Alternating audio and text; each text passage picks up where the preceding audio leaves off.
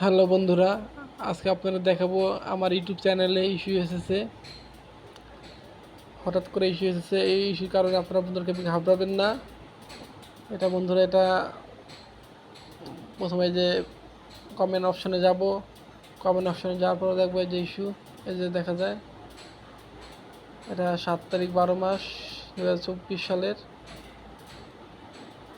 বন্ধুরা এই যে এটা প্রথমে ইয়াতে যাব, এটা চাপ দিব, এটা চাপ দেওয়ার পরে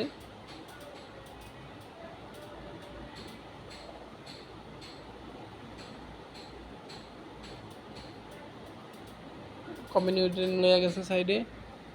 এখন issue number not showing in YouTube analysis science 10।